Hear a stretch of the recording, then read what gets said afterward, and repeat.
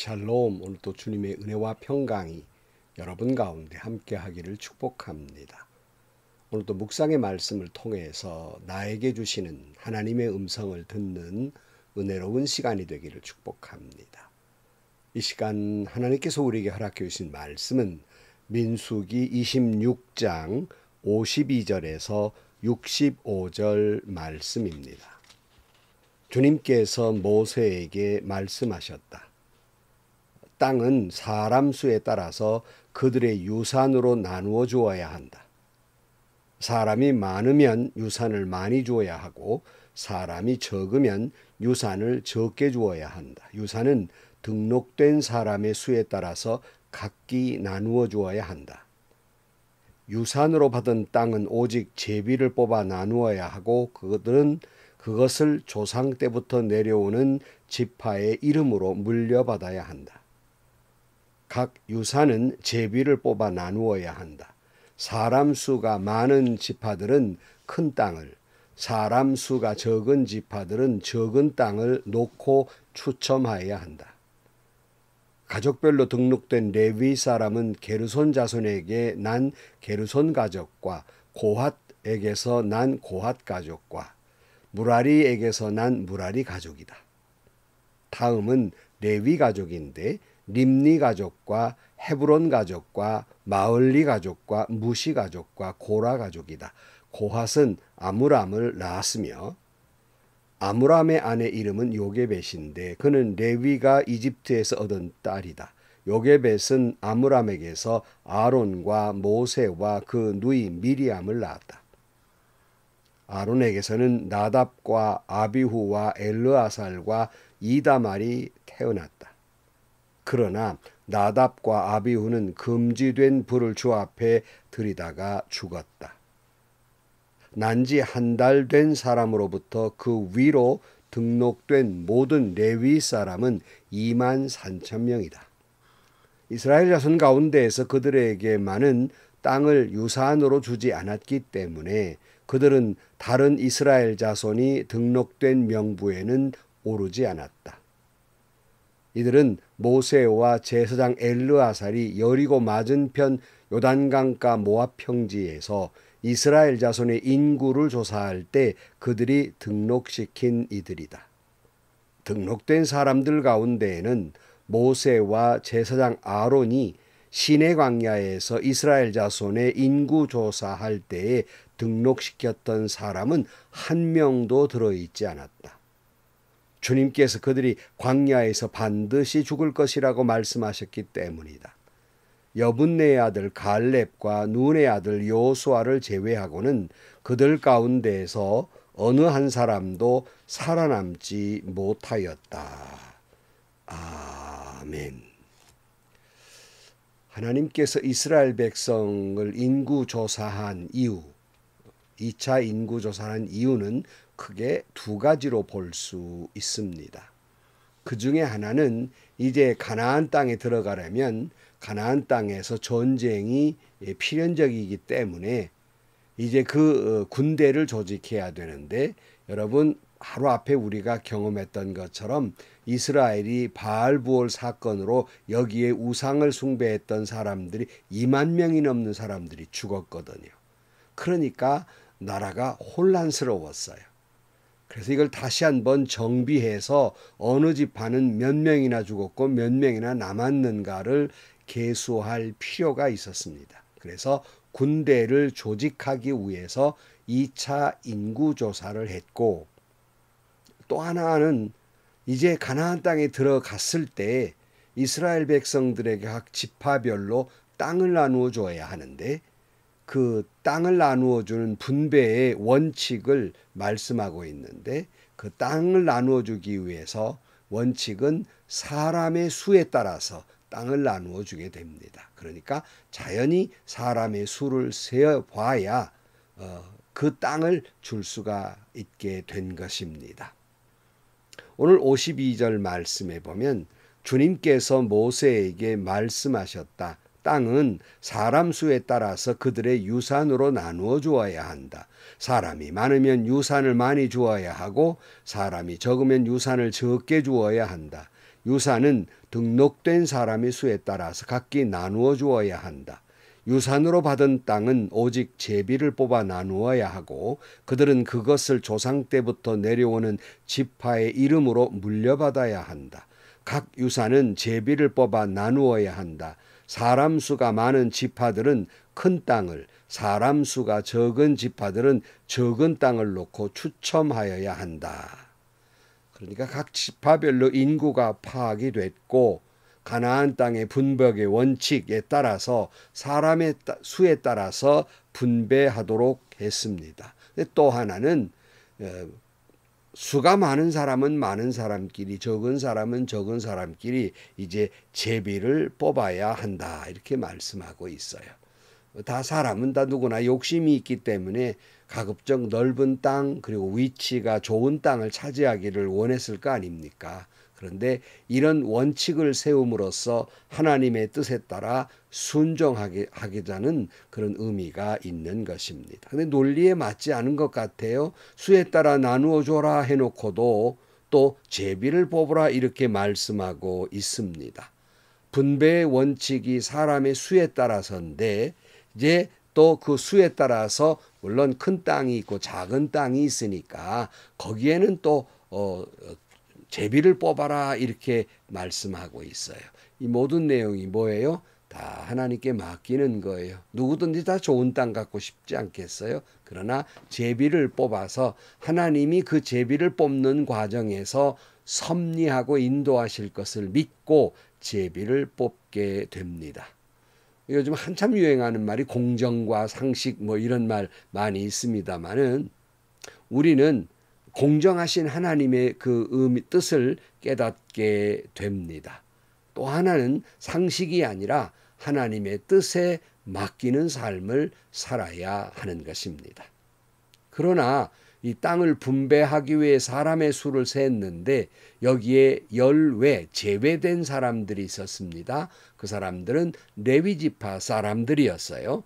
57절 말씀에 보면 가족별로 등록된 레위 사람은 게르손 자손에게서 난 게르손 가족과 고핫에게서 난 고핫 가족과 무라리에게서 난 무라리 가족이다. 다음은 레위 가족인데 림니 가족과 헤브론 가족과 마홀리 가족과 무시 가족과 고라 가족이다.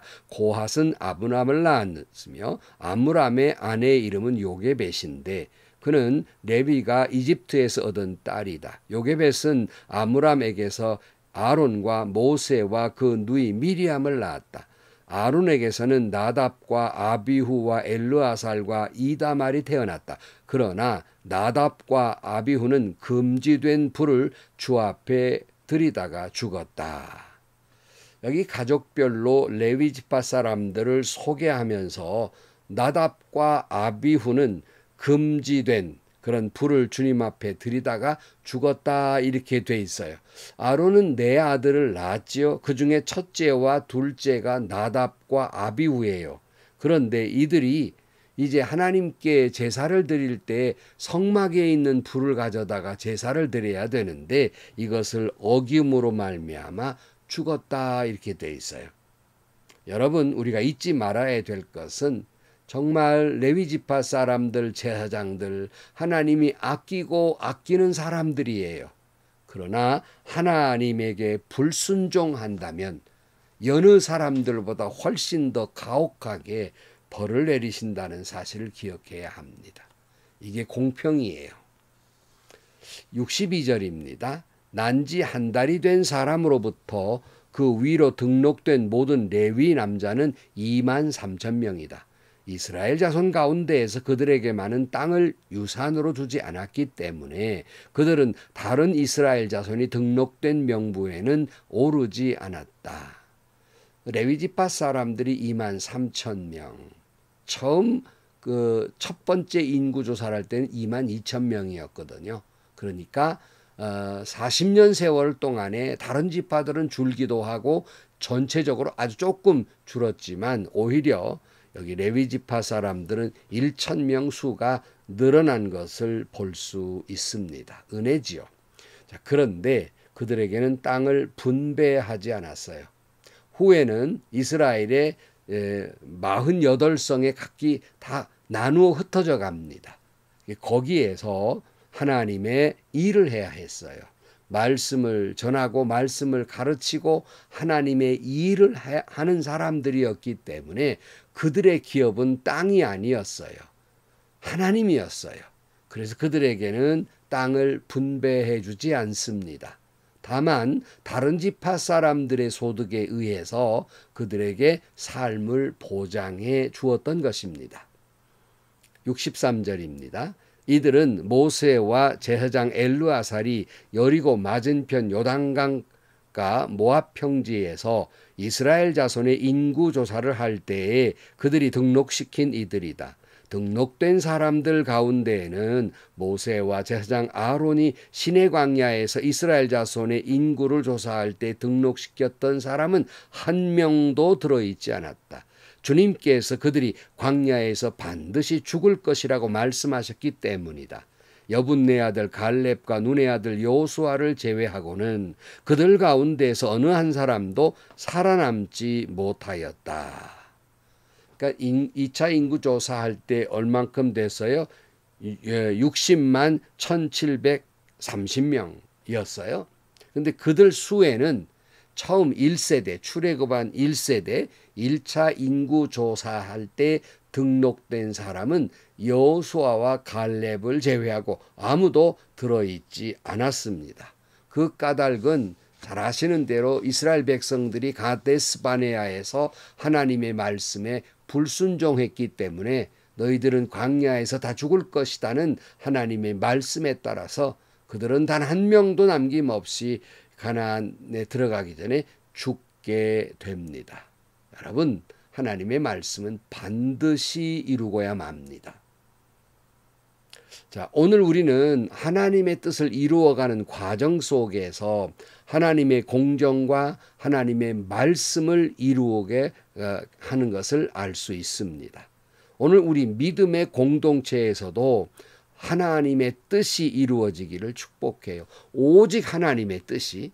다시 말씀드리지만 요즘 민주주의가 참 우리나라가 활달하게 발달해 있잖아요. 좋은 일이에요. 그러나 교회의 공동체는 이 민주주의를 실현하는 곳이 아닙니다.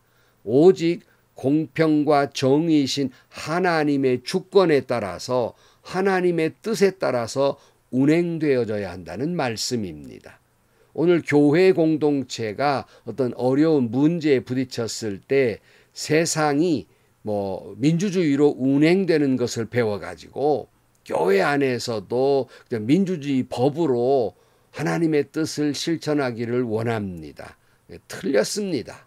옳지 않습니다. 때로는 물론 뜻을 모아가는데 민주주의 방식이 사용되기도 하지만 여러 번 말씀드렸습니다마는 대한민국의 모든 주권은 국민으로부터 나오지만 교회 공동체의 모든 주권은 국민이 아니라 교인이 아니라 하나님이시라는 사실입니다.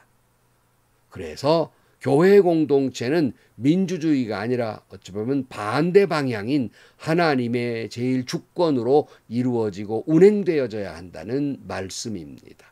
다시 말씀드립니다. 교회 공동체는 민주주의를 실현하는 곳이 아니에요. 주권이 교인에게 있는 게 아닙니다. 주권은 하나님께 있습니다. 민주주의가 아니라 하나님의 뜻에 따라서 운행되어야 한다는 사실을 항상 기억해야 할 것입니다.